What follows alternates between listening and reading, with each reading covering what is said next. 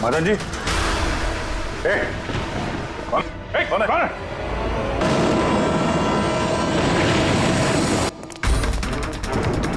Abhijit sir, आने में देर हो गई।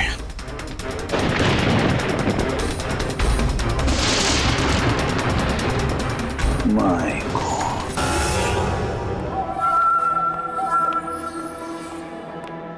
ये लीजिए। आराम से आराम से।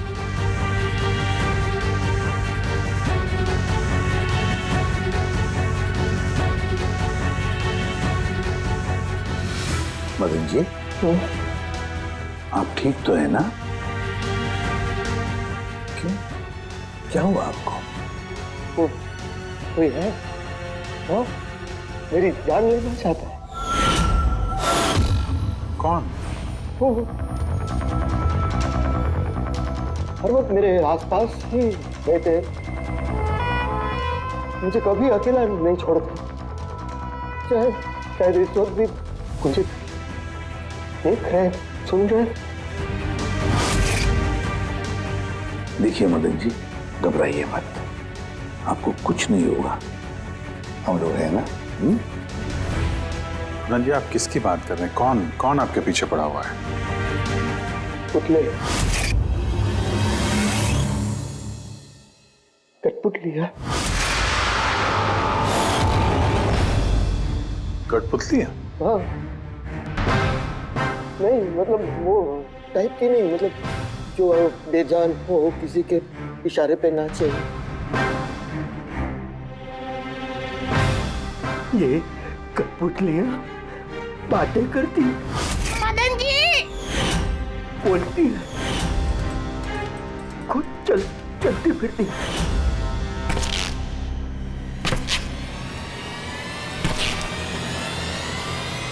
मदन जी, ओ मदन जी।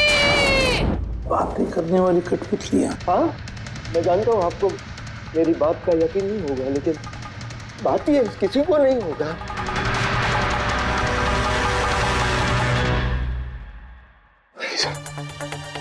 आपने ऐसी कठपुतलियों के बारे में सुना है? नहीं। जानते हैं कुछ दिन पहले मेरे साथ क्या हुआ था? उस दिन मेरा बर्थडे था, घर की बेल बजी, मुझे लगा मेरे दोस्त मुझे मिलने आए हैं।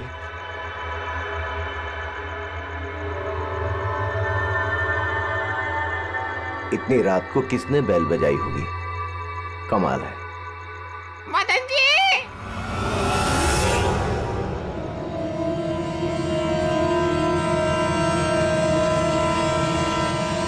कौन? दिखाई नहीं दे रहा? मैं हूँ।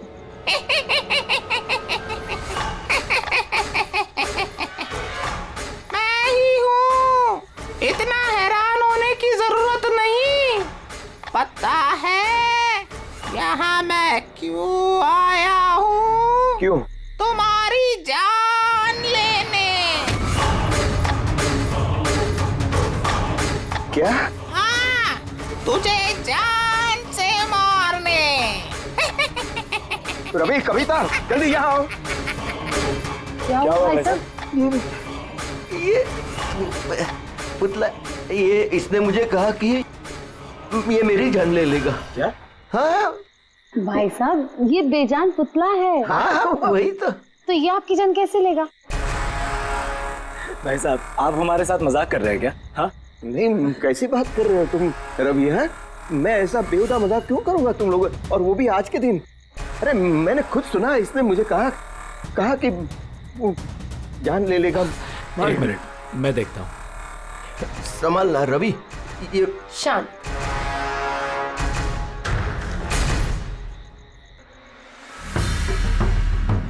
भाई साहब, लगता है शायद आपके साथ किसी ने मजाक किया है। इस लकड़ी के पुतले के अंदर किसी ने शायद स्पीकर फिट किया होगा। चेक करो, कहीं स्पीकर होगा।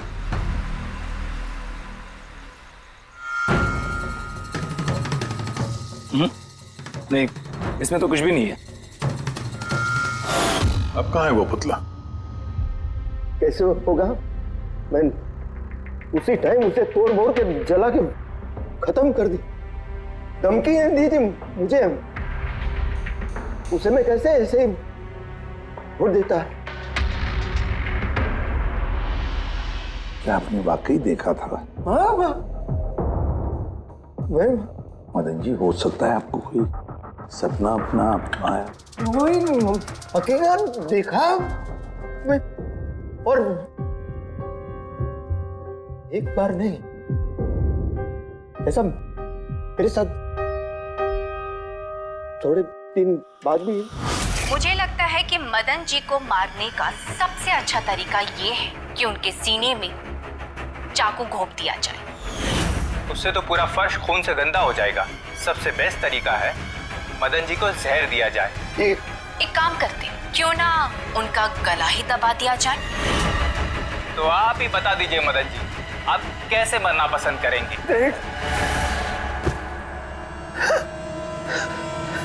मदन जी,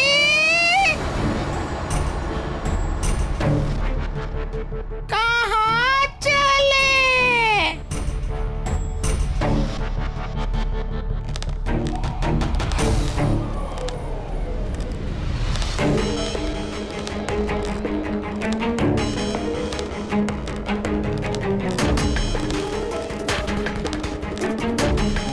तो बताओ मदन जी,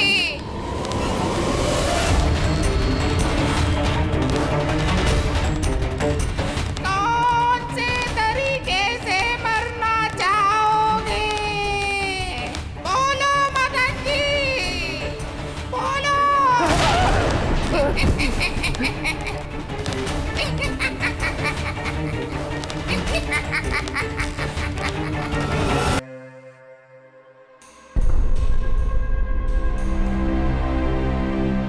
वाकई मदन जी की जान को वाकई खतरा था।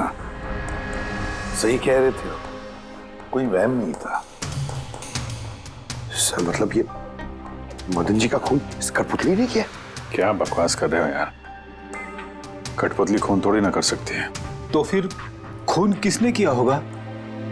उसी ने फ्रेडी, उसी ने जो कठपुतली का खेल खेलना जानता है। तो जब हम लोग यहाँ पर आए तब कठपुतली के हाथ में ये चाकू था। सारे सबूत तो इसी की तरफ इशारा कर रहे हैं। खून इसी ने किया है। भैया प्लीज प्लीज, ये भैया को। सर, इस पुतले ने खून नहीं किया। एक मिनट, आप लोग कौन हैं? सर, मैं कविता हूँ, इनकी पत्नी, और ये मदन भैया हैं, इनके बड़े भाई, ये रवि हैं। तो आप लोग अब तक क्या कर रहे थे? कहाँ थे आप? सर, आज हमारी मैरिज एनिवर्सरी है, इसलिए हम बाहर डिनर के लिए गए थे। हमने मदन भैया को भी कहा था साथ में आने के लिए, लेकिन उन्होंने मना कर दिया। और ये सब ठीक है, मदन जी का खून इस पुतले ने नहीं किया? हाँ सर, इस पुतले ने खून नहीं किया। आप जानती हैं खूनी को? मुझे पूरा यकीन है, इनका खून शार्दुल ने किया है। वो इनसे बदला लेना चाहता था। ये शार्दुल है कौन? किस बात का बदला लेना चाहता था? शार्दुल एक पेंटाकोलिस्ट और वॉइस ओवर आर्टिस्ट था। मदन भैया और रवि के बड़े भैया अंकुश भैया के बचपन का दोस्त। अंकुश भैया को शार्दुल से बचपन से ही बहुत लगाव था। जब उन्होंने देखा कि शार्दुल जिंदगी में कितनी ठोकरें खा रहा है, तो 5 साल पहले उन्होंने अपना घर शार्दुल को दे दिया ताकि वो वहां से अपना थिएटर ग्रुप चला सके। हालांकि वो लोग कभी अंकुश भैया को किराए के पैसे नहीं दे पाए, मगर अंकुश भैया को इस बात से कभी कोई तकलीफ नहीं हुई, क्योंकि वो जानते थे कि इस कला में इतने पैसे नहीं हैं। शार्दुल और उनके स्टूडेंट्स अंकुश भैया के घर से ही अपनी पेंटाकोलिस्ट की प्रैक्टिस किया करते थे। कठपुतलियों से बातें करवाने की इस कला का घंटों बैठकर रियाज किया करते थे। तो एक चीज तुम लोग अच्छे से समझ जाओ, वेंट्रिलोक्विज्म की कला आसान नहीं है, लेकिन ये इतना भी मुश्किल नहीं है। इस कला को करने की तकनीक इसके नाम में छिपी है। वेंट्रिलोक्विज्म एक लैटिन शब्द है जिसमें वेंटर का मतलब पेट और लोक्वी मतलब बोलना, और वेंट्रिलोक्विज्म मतलब पेट से बोलना। जैसे हेलो गौरव, कैसे हो तुम? फिर एक दिन अंकुश भैया गुजर गए और सब कुछ बदल गया।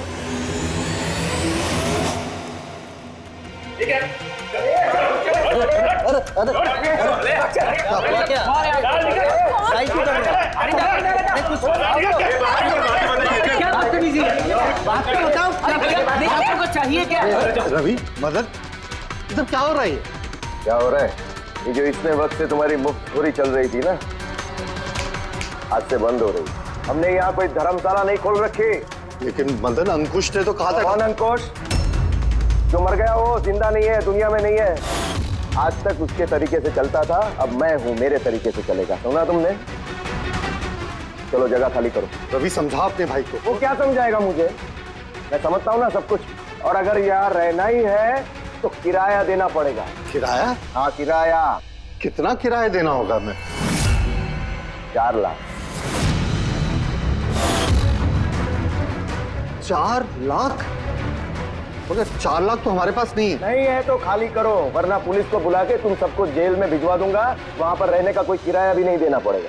मदन, हमें कुछ मोहलत दो।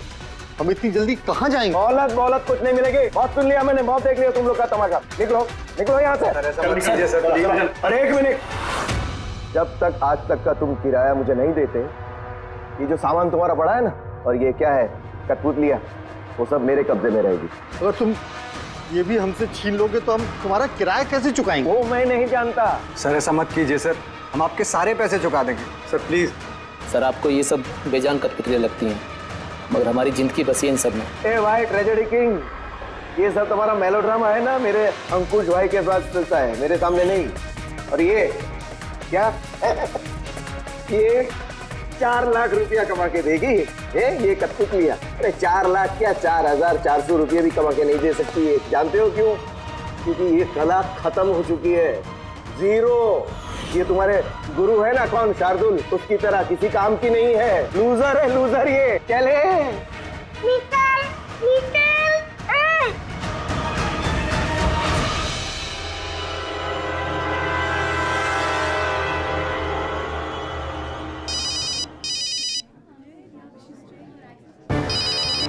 ये भी ना। कौन है भैया? और कौन? शार्दुल। बार बार मुझे इस तरह फोन करके धमकियां देता है। मैं देखता हूँ। मैं आ रहा हूँ तुझे मारने।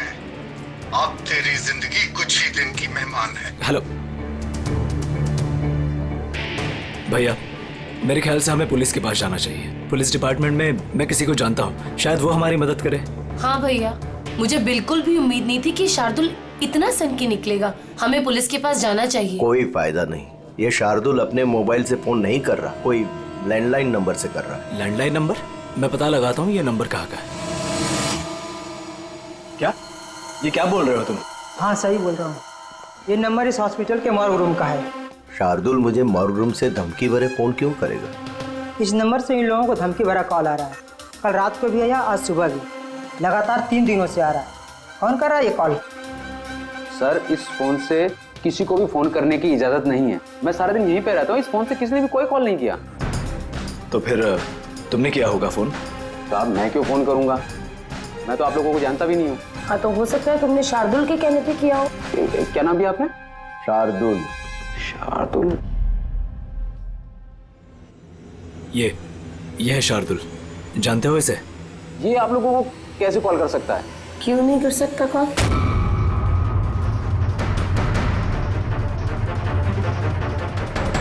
ये कैसे हो गया?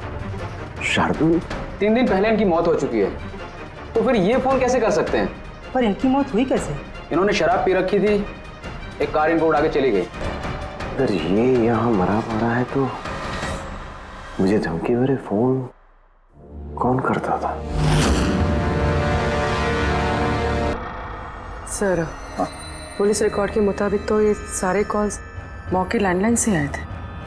लेकिन मौका फोन लाइन तो कोई इस्तेमाल कर ही नहीं रहा था, तो ये सब कैसे? पूर्वी, अच्छी तरह से चेक करो, देखो चक्कर क्या है, मामला गड़बड़ है। सर हाँ? इन्हें कुछ पता नहीं चलेगा। आप ऐसा क्यों कह रही हैं? क्योंकि सीआईडी जिंदा इंसानों को पकड़ सकती है, आत्माओं को नहीं। और मैं जानती हूँ ये सब शार्दुल की आत्मा ने किया है। देखिए, आत्मा वात्मा जैसी कोई चीज नहीं होती है। पढ़ी लिखी होने के बाद भी आप ऐसी बातें कर रही हैं। आप भी तो पढ़े लिखे, आप ही बताइए ना, एक लाश मॉर्ग से फोन कैसे कर सकती है? कैसे मदन भैया से वो कठपुतलियां बात कर सकती है? सर, आपको ये सब नॉर्मल लग रहा है? आप लोगों ने भी ऐसा कुछ अनुभव किया जैसे मदन जी ने किया था? जी सर। नहीं, हट जाओ, आज मैं तुम्हें छोड़ूंगा नहीं।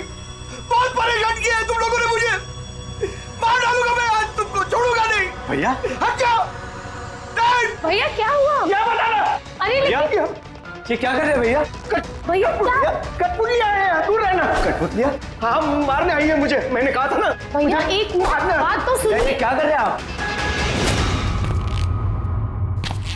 रवि, ये आवाज ऊपर से आ रही है। हाँ, लेकिन ऊपर तो कुछ भी नहीं है, बस स्टोर रूम है और एक बंद पड़ा हुआ कमरा है। Store room?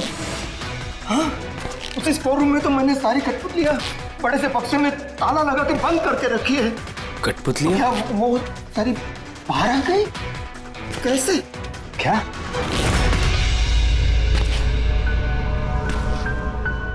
भैया आप डरिए मत, आइए ऊपर चलिए। रवि, लेकिन चलिए आराम से, संभल के।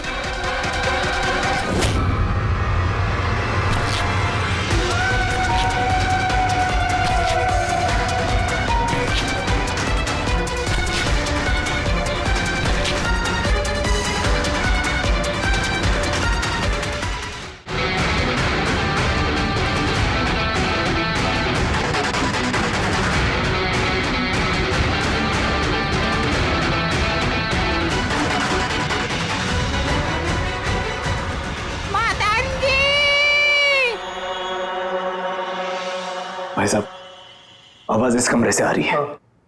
आइए।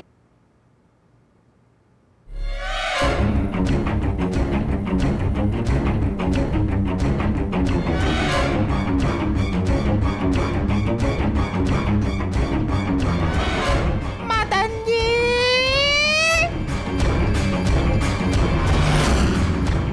मदन जी, कैसा लगा मुझे मिलके? सोचा मारने से पहले मिल तो लूं। मैंने कहा था बातें करते हैं। सर, मदन भाई साहब ने सभी कठपुतलियों को बक्से में बंद करके रखा था, लेकिन पता नहीं ये कठपुतलियां कहां से बाहर आ रही हैं। हमें वो बक्सा भी देखना है और वो कमरा भी जहां पर लोगों ने वो कठपुतली देखी थी। कहाँ है? सर, दोनों कमरे ऊपर ही है सर। चलिए दिखाइए। आइए सर।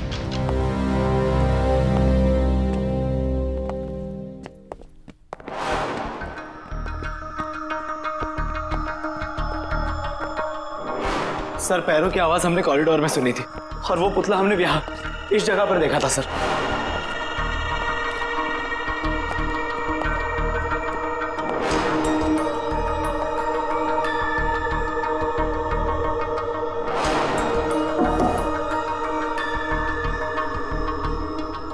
ये कमरा एकदम खाली क्यों है?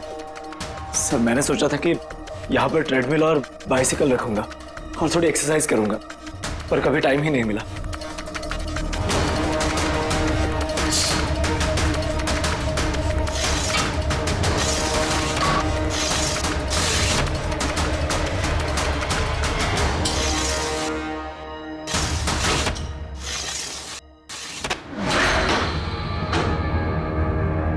सर, ये तो बंद ही नहीं हो रहा।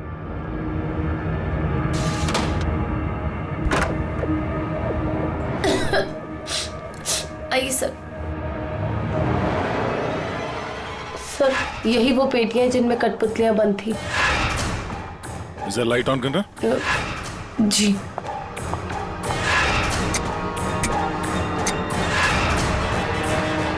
सर, ये कमरा बहुत दिन से बंद है तो शायद बल्ब खराब हो गया।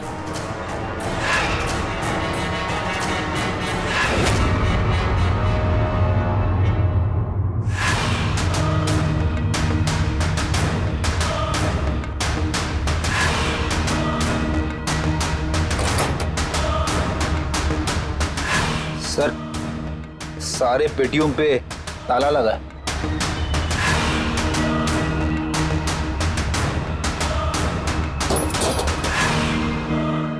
मगर ये ताले मजबूत नहीं है, कोई भी इसे आसानी से खोल सकता है।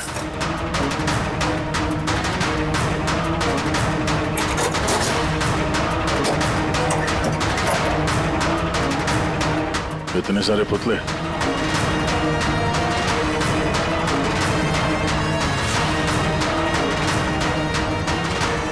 देखे जरा, इसमें कोई मैकेनिज्म फिट तो नहीं है। सर मैं आपसे बोल तो रही हूँ, ये बात नहीं करते हैं। जरूर इसमें शार्दुल की आत्मा आकर बात करती है। अंदर कोई मैकेनिज्म या कोई स्पीकर तो है नहीं जिससे आवाज आ सके। सर वाकई में ये सच बोल रही है, ना तो कोई मैकेनिज्म है और ना ही कोई स्पीकर, तो फिर ये कठपुतलियां बोल कैसे सकती है?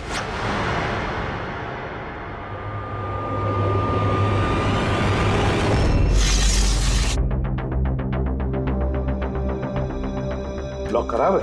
लॉक खराब है सर। यहाँ से तो कोई भी आसानी से अंदर आ सकता है। सीढ़ी वीढ़ी लगाए या बाइक वाइक लगाए तो भी आसानी से ऊपर आ सकते हैं। और जो भी कोई आसानी से इस कमरे में आ सकता है वो बक्से में बंद पड़े कठपुतलियों को उठाकर बाहर ले जाकर कहीं भी रख सकता है, जैसे यहाँ रखा था तुम लोगों को डराने के लिए। सर मतलब कोई आत्मा नहीं है? अरे छोड़ो आत्मा, आत्मा कभी होती ही नहीं है। ये तो वही हो सकता है जिस घर का चप्पा चप्पा जानता है, चप्पा चप्पा जानता है। और तो और कठपुतलियों के बारे में भी अच्छी मालूमात रखता है। और ये हो सकते हैं शार्दुल के स्टूडेंट्स। शार्दुल के स्टूडेंट्स पता लगाना पड़ेगा ये शार्दुल के स्टूडेंट्स इस वक्त है कहां और कर क्या रहे हैं। हाय, मेरा नाम है फ्रीडा। मेरा नाम दीपेश। मेरा नाम है तरल।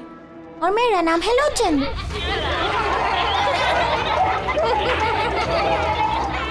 आज मैं आप सबको एक बहुत ही अच्छी कहानी सुनाने वाली हूँ। नहीं, हमेशा तुम ही क्यों सुनाओगी कहानी? अरे तो इसमें अर्जी क्या है? हाँ, फ्रीडा, तुम्हें हमेशा सबसे अच्छा रोल चाहिए होता है। हाँ दीपेश, तुमने बिल्कुल सही कहा। मेहनत हम करते हैं और फेमस तुम होती हो। तुम्हारी कठपुतली का भी यही कहना है। सर समझ में नहीं आ रहा सर, ये कठपुतली बात कैसे कर रही है? अरे पंकज, एक कला है आवाज बदलने की कला, इसे कहते हैं वेंट्रिकुलिज्म। बिल्कुल, बात तो यही लोग कर रहे हैं, लेकिन लगता है कि ये आवाज कठपुतली के मुंह से निकल रही है। मगर सर ये लोग कहाँ बात कर रहे हैं? देखिए ना, इनके तो मुंह भी नहीं चल रहे। देखो, मैं कह रहा हूँ मैं सबसे बेस्ट हूँ। हाँ, यही तो कला है पंकज, बिना मुंह खोले इतनी साफ आवाज में बात करना। आवाज यहाँ पेट से निकलती है। वो आत्मा भी इसी कला की पैदाइश थी। उन पुतलों ने इसी कला के जरिए मदन जी से बात की थी और वो न्यूज रीडर्स ने भी। मगर सर ये लोग तो कठपुतलियों को ऐसे हाथ से हिला रहे हैं सर। हाँ, तो ऐसे तो होता है पेट शो में। मगर सर मदन जी ने वो पुतला देखा था, उसे तो कोई हाथ से नहीं हिला रहा था, ना ही कोई बात कर रहा था ऐसे। शायद कोई मैकेनिज्म फिट किया होगा उन पुतलों में जो किसी रिमोट कंट्रोल से ऑपरेट होता होगा। सर मगर रवि ने बोला था कि उसके अंदर कुछ भी नहीं था, कुछ भी नहीं था। साउंड मैकेनिज्म नहीं मिला था, लेकिन उसके सर के अंदर कोई मैकेनिज्म था जिसकी वजह से उसका सर और मुंह हिल रहा था, जो शायद रवि को दिखा नहीं। सी कठपुतलियां बनाना शार्दुल या उसके किसी स्टूडेंट का ही काम हो सकता है, जो मदन जी के घर का चप्पा चप्पा अच्छी तरह से जानता है। इन्हें पता होगा उस खिड़की के बारे में जिसका लाश टूटा हुआ था। घर में घुस के जगह जगह कठपुतलियां लगाना और उनसे बातें करवाना तो इनके बायत का खेल है। मगर सर मॉर्ग से इन लोगों ने कॉल कैसे किया? सर हाँ सर पता चल गया कि मॉर्ग रूम वाले फोन कैसे आ रहे हैं। कैसे? सर इसके लिए स्पूफिंग सॉफ्टवेयर का इस्तेमाल किया गया। Spoofing software? ये क्या होता है? सर अभी बताती हूँ।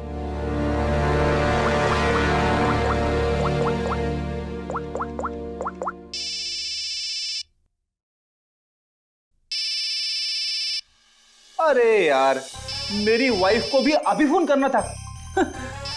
सर मैं बिजली का बिल भरना फिर से भूल गया हूँ। शायद बिजली कट गई होगी। डांटने के लिए मुझे फोन किया होगा। फोन उठाऊं क्या? ले लो, जाओ जल्दी बात करो। हेलो, हाँ मैं घर आने से पहले बिजली का बिल भर दूंगा। क्या फ्रेडी सर, इस बार बिजली कट ही जाएगी। अरे पूर्वी, तुमने फोन किया? मगर ये तो मेरी वाइफ का फोन नंबर है। पूर्वी, ये कैसे किया? सर ये तो स्पूफिंग सॉफ्टवेयर का कमाल है। फोन कहीं से भी करो, नंबर वही दिखाओ जो आप चाहते हो। पूर्वी, ये सॉफ्टवेयर तुम्हें मिला कहाँ से? सर साइबर यूनिट से लिया है। सर इसकी मदद से सिर्फ नंबर ही नहीं बल्कि इंसान अपनी लोकेशन भी गलत बता सकता है। अरे बाप रे सर, ये तो बड़ा खतरनाक सॉफ्टवेयर है। हाँ, खूनी ने मॉर्ग का नंबर इसलिए चुना ताकि हमें लगे कि ये सारा चक्कर शार्दुल की आत्मा का है, शार्दुल की आत्मा का। अच्छा बच्चों, आप लोगों को मिलके बहुत मजा आया। अगली बार फिर मिलेंगे। बाय। संभाल के बच्चे, संभाल के। Bye bye bye bye. जी कहिए, क्या मैं आपकी मदद कर सकता हूँ? जी हाँ, आप लोग मदद नहीं करेंगे तो और कौन करेगा? दरअसल हम ये जानना चाहते हैं कि मदन जी को डराने का प्लान आप में से किसका था? हम लोग कुछ समझे नहीं। अच्छा, तुम लोग भी नहीं समझे? हाँ? नहीं सर, अभी नहीं समझा? मैं निर्दोष हूँ। बहुत हंसी आ रही है। हाँ? एक आदमी की जान चली गई, तुम सबको बहुत हंसी आ रही है। जान? किसकी जान? मदन जी की। खून हुआ है उनका सीआईडी से हम लोग। सीआईडी? जी हाँ, सीआईडी। और हमारे शक के दायरे में हो तुम सब।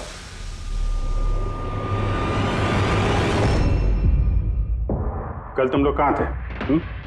मैं कल अपने दोस्त सलोनी के घर पे था सर। आप उसके घर वालों से पूछ सकते हैं। और तुम कहाँ थे? सर हम, मेरा मतलब लोचन और मैं एक शो के लिए गए थे पुणे। आज सुबह ही लौटे हैं हम। पुणे? कैसे गए थे पुणे? रेडियो कैब से। आई हैव द इंफॉर्मेशन, आप चेक कर सकते हो। ये लीजिए। क्या हुआ? बहुत पसीने छूट रहे हैं तुमको? हाँ? तुम कहाँ थे कल रात? सर वो मैं बताता हूँ। तुम कल रात मदन के घर में थे या नहीं? हाँ मैं वहां, लेकिन मैंने किसी को नहीं मारा। क्या करने गया था फिर वहां? हाँ? सर हम तो बस मदन को सबक सिखाना चाहते थे।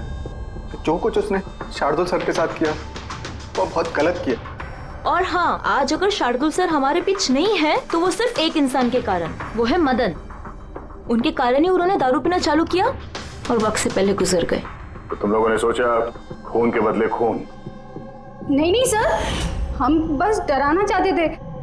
गौरव का प्लान था ये। हाँ सर, गौरव ने कल रात मुझे फोन करके बुलाया था, तकरीबन 11:30-12 बजे के आसपास। लेकिन मैं थोड़ा लेट हो गया और 12:30 बजे पहुंचा।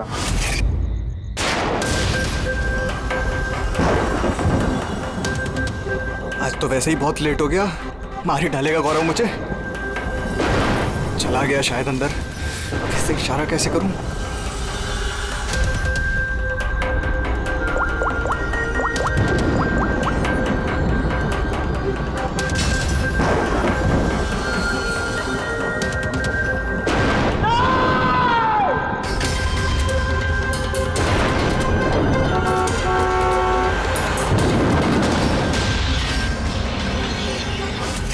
गड़बड़ तो हुई ना? मदन जी का खून हुआ रात में। सर मेरा इस खून से कोई लेना देना नहीं। और गौरव का? सर ये तो गौरव ही बता सकता है ना। ठीक है, बुलाओ गौरव को। कहाँ है वो? गौरव तो फिलहाल गोवा में। गोवा? गोवा किस लिए? सर ये पता नहीं। उसको बचाने की कोशिश मत करना, वरना खुद बच जाओगे, समझे? नहीं सर, ऐसी बात नहीं है। कल रात को जब मैंने उसे फोन किया तो उसका फोन बंद आ रहा था। आज सुबह उसका मैसेज आया मेरे पास। मैसेज? इधर सर। कल रात कुछ ऐसा हुआ जो नहीं होना चाहिए था। मैं गोवा पहुंच गया हूँ कुछ दिन छुपने के लिए। लेकिन ये गोवा पहुंचा कब और कैसे?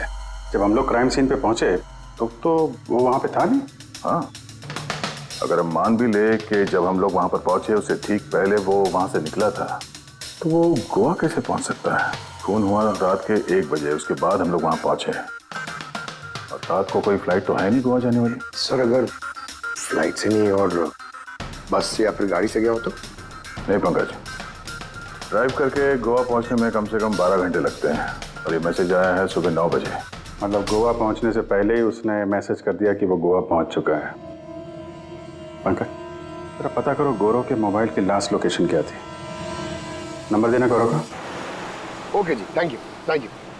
सर गौरव का आखिरी लोकेशन मदन जी का बंगलो ही था और कल रात 11:30 बजे उसका फोन बंद हुआ। 11:30। Hello, thank you sir. Gaurav Kumar नाम का कोई भी आदमी गोवा के किसी भी फ्लाइट में नहीं था, ना आज सुबह ना कल रात को। और तो और सर, ये किसी भी एयरपोर्ट के सीसीटीवी फुटेज में भी दिखाई नहीं दिया। मतलब अपना शक सही निकला, गौरव यही है उसने या फिर किसी और ने उसके फोन से ये मैसेज भेजा है कि वो गोवा गया है। लेकिन सर, कोई ऐसा करेगा क्यों? वो तो अभी पता नहीं है फ्रेडी, लेकिन एक बात समझ में नहीं आ रही। गौरव जी को मदन जी को मारना था तो वो कभी भी मार सकता था। ये डराने का ड्रामा क्यों? ये चारों लोग मिलकर ये जो कठपुतली का गेम खेल रहे थे, और तो और जब उसने मदन जी को मारा तो इसके बारे में अपने दोस्तों को बताया भी नहीं। यहाँ पे कुछ पेच है। इसका एक ही मतलब है बॉस, या तो गौरव को हड़बड़ी में मदन जी को मारना पड़ा जब वो पकड़ा गया, या फिर खूनी गौरव नहीं कोई और ही है। सर, अगर खूनी कोई और है तो फिर ये गौरव कहाँ है? हो सकता है खूनी ने गौरव को मार के उसे गायब कर दिया और हमारे सामने ऐसे सबूत डाल दिए जिससे हमें ये लगे कि वो हमसे छुप रहा है, गोवा में है। ये लॉक टूटा हुआ है।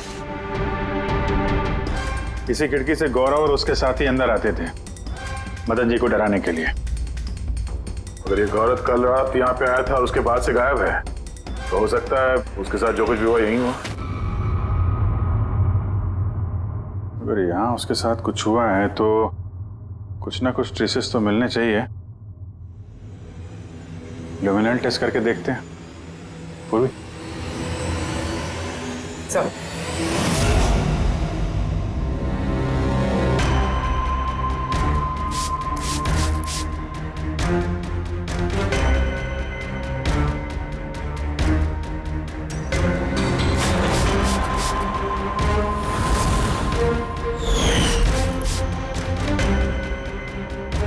आपका शक सही था, यहाँ पर तो खून है। तो इस दरवाजे से जैसे ही बाहर निकला होगा किसी ने हमला किया उस पे। सर, इस तरफ तो कोई निशान नहीं है। इस तरफ देखो।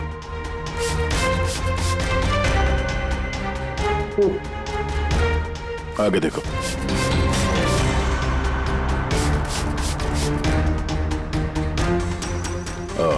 मतलब हमला करने के बाद गौरव को घसीट के यहाँ स्टोर रूम तक लाया गया।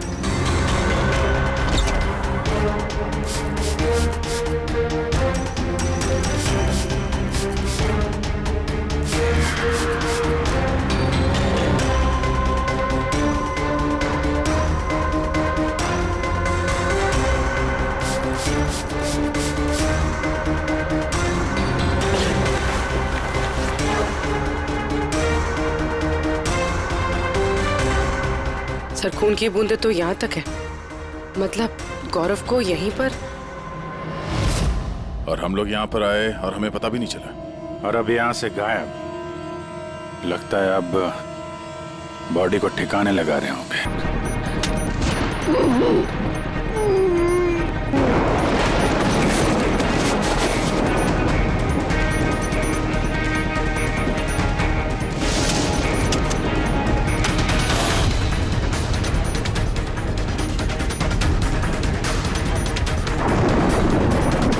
सीआईडी? अरे गोली लग जाएगी, भागेगा।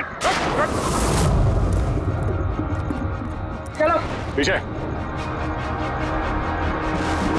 हाँ जिंदा है। ले जाओ जल्दी हॉस्पिटल। जिंदा दफनाना चाहते थे सर। हाँ? लेकिन आपको कैसे पता चला कि हम लोग यहाँ पर हैं? आजकल मोबाइल के जरिए भी मुजरिमों को पकड़ लेते हैं हम लोग। उस खुदगर्ज और लालची इंसान का मर जाना ही ठीक था।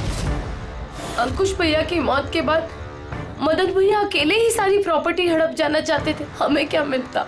ठेंगा। हमने ये प्लान तब बनाया जब घर में वो कठपुतलियों वाले हादसे होना शुरू हुए।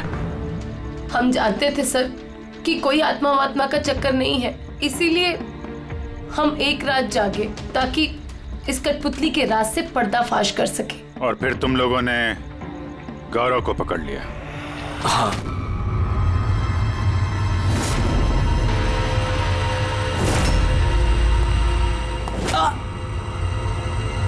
के बाद हमने सोचा कि उनके इस कठपुतलियों वाले खेल का फायदा उठाकर हम मदन भैया को मार सकते हैं। इसलिए गौरव पर हमला करके उसे बक्से में छुपा दिया और फिर मदन जी का खून करके हमें गुमराह करने की कोशिश की, ये दिखाना चाह के खून पुतले ने किया है। हाँ?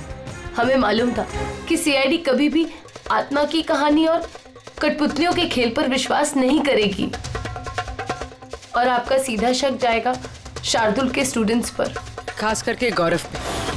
और हमें गुमराह करने के लिए तुमने वो गोवा वाला मैसेज भेज दिया। हाँ, हमने सोचा कि आप पूरी जिंदगी भर गौरव को यहाँ वहाँ ढूंढते रहेंगे और हम उसे मारकर यहाँ दफना देंगे। पैसों के चक्कर में तुमने अपने भाई की जान ले ली। क्या करोगे इन पैसों का? अब ये पैसे ना तो तुम्हें जेल की सलाखों के पीछे जाने से बचा सकते हैं और ना शायद फांसी के फंदे से।